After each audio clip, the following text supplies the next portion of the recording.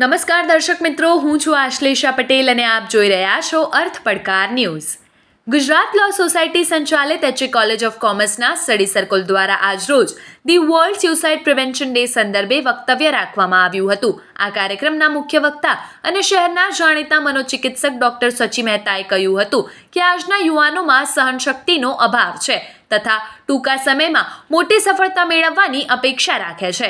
આ ઉપરાંત એકબીજાની સરખામણી કરવી, શોર્ટકટ અપનાવવા તથા સેલ્ફ સ્ટેન્ડર્ડ હોવાના કારણે ડિપ્રેશન તથા એન્ઝાયટી અનુભવે છે, જેનાથી જીવન ટૂંકાવવાનો વિચાર આવે છે.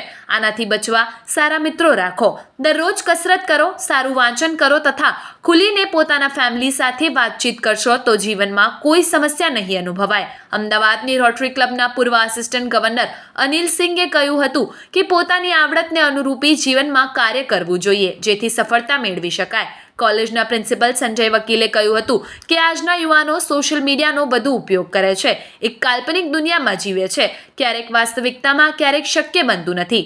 વૈજ્ઞાનિક રીતે સિદ્ધ થયું છે કે મોબાઈલનો વધુ પડતો ઉપયોગ નિરાશા તથા નકારાત્મક વલણ ઊભું કરે છે, જેનાથી ઊભી થયેલી નબળી ક્ષણોમાં આત્મહત્યાનો વિચાર આવે છે.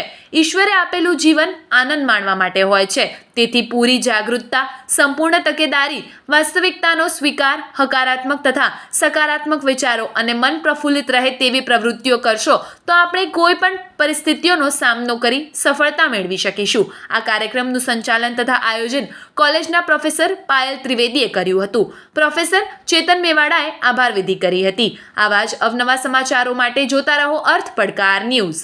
હેડ ઓફિસ ગાંધીનગર. જોતા રહો અર્થ પડકાર ન્યૂઝ અને અમારી ચેનલને લાઇક, શેર અને સબસ્ક્રાઇબ કરવાનું ભૂલશો નહીં.